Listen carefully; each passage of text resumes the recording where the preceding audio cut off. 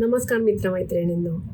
या आठवड्यात मी तुमच्यासाठी 3 रेसिपीज घेऊन येते, पण त्या थोड्याशा वेगळ्या आहेत अशा अर्थाने की आजकाल restaurant style, fancy, spicy, fusion असं सगळं खूप काय काय काय काय आपण बघत असतो, ऐकत असतो, खात असतो. पण आपल्या ज्या आपले जे पारंपरिक पदार्थ आहेत ते मला वाटतं ह्या सगळ्याच्या मध्ये विसरले गेलेत. तर त्यातले माझे जे आवडते पदार्थ आहेत ते तुमच्याशी मी या आठवड्यात शेअर करणार आहे. 3 रेसिपी शेअर करते.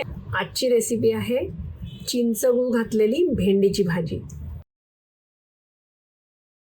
चिंचगूळ घातलेली भेंडीची भाजी करण्यासाठी आपण पहिल्यांदा चिंचेचा कोळ करून घेणार आहोत. त्याच्यासाठी मी थोडी खारवलेली चिंच घेतली आहे आणि ती गरम पाण्यात साधारण 15 ते 20 मिनिटं भिजवली की चिंचेचा छान कोळ काढता येतो.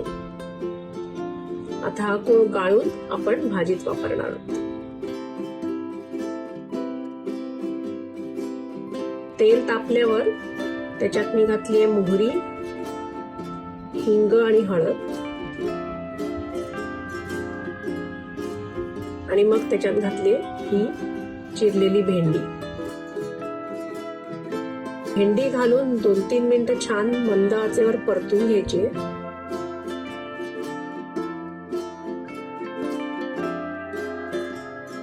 आणि मग त्याच्यात साधारण अर्धा टीस्पून किंवा चवीप्रमाणे लाल तिखट घातले, थोडीशी जिऱ्याची पूड घातली, अर्धा चमचा गोडा मसाला पण घातलाय आणि आता याच्यात मी चिंचेचा कोळ घालणार आहे. आणि चिंच म्हणली की त्याच्याबरोबर गुळ आलाच पाहिजे, त्यामुळे अर्धा टीस्पून गुळ घालणार आहे. थोडंसं अजून पाणी घालून एकदा उकळी आली की मंद आचेवर ही भाजी साधारण 7-8 मिनिटं शिजून देणार आहे.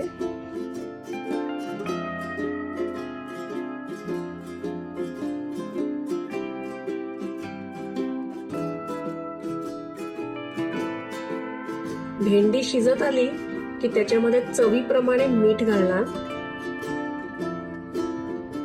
आणि बारीक चिरलेली कोथिंबीर आणि ताजं खोबरं घालून एकत्र करून आणखी 2-3 मिनिटं शिजून द्यायची की झाली आपली चिंचगूळ घातलेली भेंडी तयार. ही नक्की करून बघा आणि मला तुमच्या कमेंट्स पाठवा.